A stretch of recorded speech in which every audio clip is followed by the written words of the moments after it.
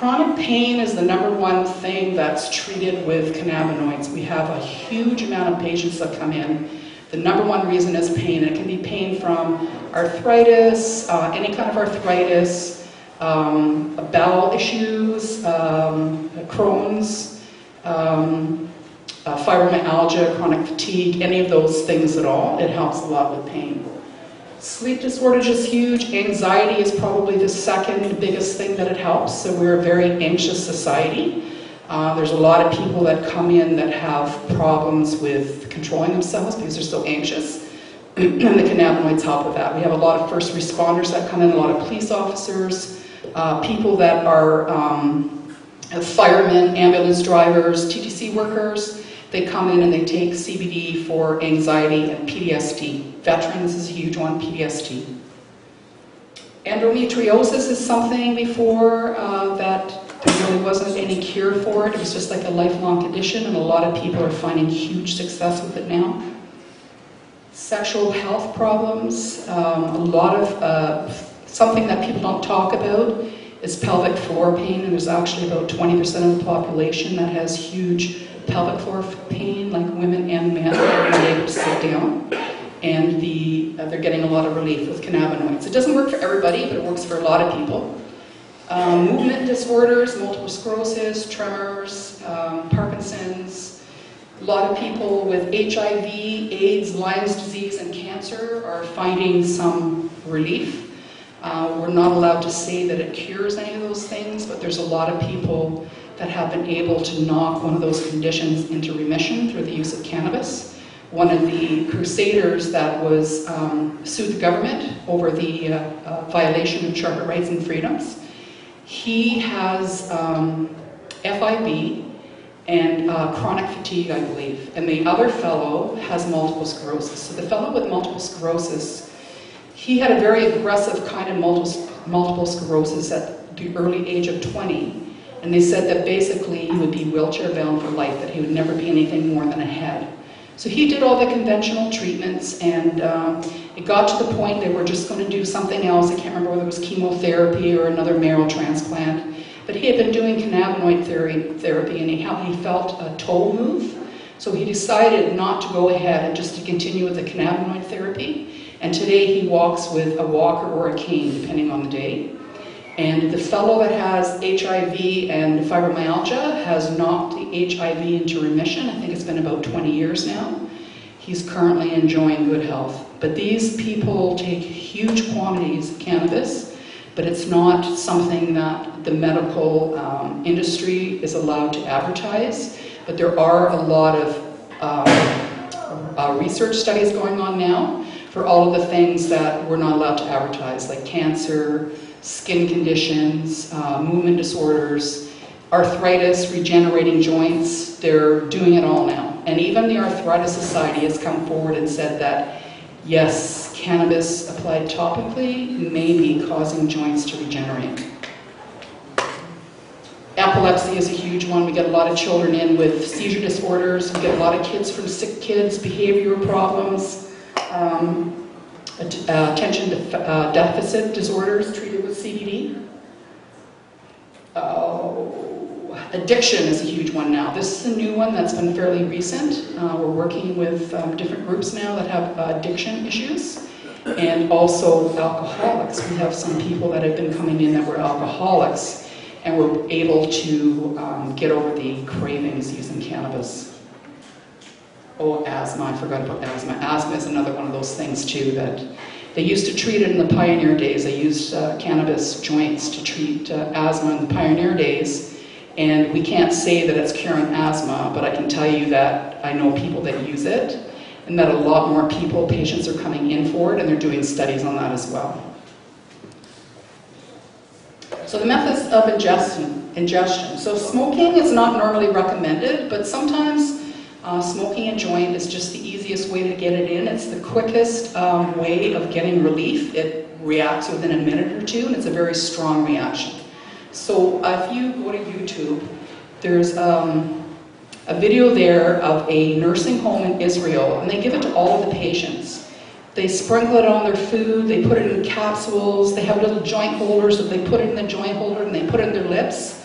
And they have a man there that's shaking like this, and he takes 2 puffs, and his shakes just stop altogether. Vaporizing, there's a lot of controversy right now about vaporizing. It's mostly the e-cigarettes that they're talking about, and there has been some illegal cannabis products that have been sold through the black market that have got additives in them that are causing a lot of problems with people's lungs, irreversible damage. So we usually recommend oils, and then if somebody has breakthrough pain, then we recommend that they vaporize. But we have special vaporizers that are glass pathways and stainless steel, so they don't have the same problem. They don't have to just putting the herb in there. Dabbing is another thing. All the smart kids are doing that now. It's they make their own rosin. They extract the sap out of the leaves and they compress it. They have different names for it, for different, maple syrup comes in amber, light, and dark. Dabbing, the stuff comes in shatter, butter, wax. They take a little bit of it and they put it on a hot nail. So when we were kids, it used to be a hot knife. I don't know if you knew anybody that did it. It used to be a hot knife, but now it's a hot nail. And to me, it's debilitating. I can't do that, but I can see for somebody that is terminal or in excruciating pain, that it would be a very good thing for them. And there are going to be some shatters available. I'm hoping there are some companies that are coming forward with it. So all of the different methods have different onsets and durations. So the oil is the longest one. And cannabis oils are outselling dry herb. About 50%, over 50% of the market is cannabis oil, and most of that is CBD oil, and it's being driven by children and by seniors. There's a lot of seniors that are getting really good results with cannabis oil. People that, I've seen people, we have patients up over 100 years old. We've had people that their children bring them in and they're on like 4 or 5 medications and they're getting confused. And they've taken cannabis oil and they've managed to go off of their medications and they've regained their mental capacity. So CBD oil is the most sought after product out of everything. And CBD oil has kind of been restricted to the medical market. So if you're trying to medicate with CBD oil, you're going to have a very hard time doing it off of the Ontario Cannabis Store because they don't have a big supply of it. They usually have like maybe 2, like a weaker one and a stronger one. The prices are more expensive with the Ontario Cannabis Store, and then you don't get the same kind of help that you would get going to a doctor. A lot of people are growing their own. Manitoba and Quebec is not allowed to grow their own. Somebody has challenged that in Quebec, saying a violation of the rights, so it's under review. So everywhere else, every household can grow 4, in Ontario, can grow 4 plants. In your house or in your yard, wherever you want to grow it. If you need more than that, or if you want to get a medical document for it, when you go to see the doctor, they'll write you a prescription called a medical document that will give you so many grams per day. And for every gram that you get on that medical document, like say 2 grams a day, you can grow 4 plants outdoors, so it's 2 for every gram for outdoors, and then indoors is 5 plants for every gram. So if you get 2 grams, you can grow 10 inside, or you can grow 4 outside, or you can do a combination. You have to apply to the government to get your licensing for that, and it's like everything else, there's a huge long delay, and they're getting a little bit better. They've hired a lot more people, but there is a very lengthy delay. All the pharmaceutical companies are rushing to get in on the green rush. They're going to be losing out on a lot of pharmaceuticals because of cannabis. The father of THC, Dr. Raphael McCoolum in Israel, who discovered the THC molecule, says that down the road, 80% of medications will contain some sort of cannabinoid. So right now we have in Canada, we have Sativex. It's a 1-to-1 spray. And it's used for people with multiple sclerosis. And it is covered under a lot of insurance plans for that disease.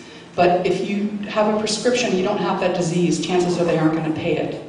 And it's 3 little bottles, and it's close to $800. A little spray bottle, 3 little spray bottles, close to $800. And you can actually get those spray bottles from other licensed producers at a fraction of the cost. Very, very cheap, way cheap. But it won't be covered by your drug plan unless you have a special drug plan that covers cannabis, which not a lot of people do right now. Nabalone is the one I was telling you about earlier. That's the THC synthetic. It doesn't work for everybody. It works for some people. For some people, it's a godsend. They love it. They say it's life-changing, and the cost of it is very cost-effective. You don't have to pay. Epidiolex was done by GW Pharmaceuticals down in the States, and it was for children with epilepsy. So they tested it, the FDA approved it, it was approved very quickly. It's for sale down in the States, but Canada has not approved it yet.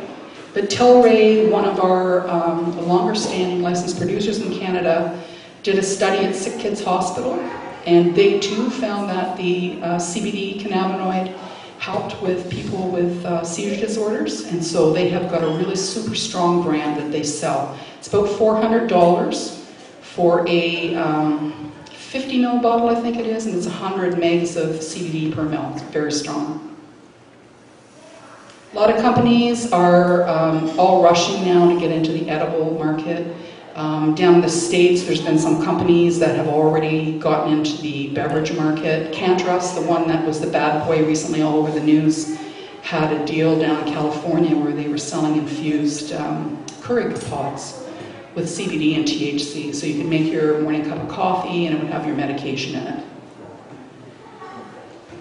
A lot of animal studies going on now as well. They found that a lot of the things that we treat humans for with it, animals can be treated as well. One of the number one reason for surrendering cats to shelters is inappropriate urination. And they found that with a short duration of that, of one-to-one oil, that they can cure the cat. And also the same with dogs with separation anxiety. They found the same thing, and that's the number one reason for dogs being surrendered. Is when the owner leaves the house, they go nuts. So they've been treating dogs successfully with it. They've been doing term treatments, like a week or 2 weeks. They've also been using it for dogs with cancer, dogs with seizure disorders. In Canada, there are no vets that can write you a prescription for it, but there are some vets that have got a lot of experience with it and they can guide you and help you. And there's actually an association in Ontario for the investigation of cannabinoids into animal health. So it's coming, it's all going to come when all these edibles come. You're going to see CBD dog biscuits for dogs with joint pain. It's all going to come from it as well. This is violet. A lot of people name their plants. My friend's son had a lot of anxiety issues, and the only thing he did, they tried everything with him, and he couldn't leave the house, and he got a grow doc from his doctor when the MMR first came into effect, and this was his favorite plant that he grew was blueberry. It's a very popular medical plant, and he had grown enough for the year, and he had a couple of plants, a couple of clones left, so he gave them to me, and I gave one to a friend, and I gave this other one to my cats. So my cats were all, I had 4 or 5 at the time. They all had special needs. I had one with FIV, a diabetic, one with neurological problems. And this is what happened when I gave them access to the plant. They used to go up in droves. Okay. They used to go up in droves, and they would go 7 or 8 times a day while I was at home. So you have to imagine they're doing this while I'm not there. They're doing it at night while I'm sleeping. They would all go up en masse, and they would just bite the bottom part of the leaves, and it wouldn't be any other part of the plant. Nobody was getting high off of it, but they were just nipping all the leaves, all the same ones, over and over again.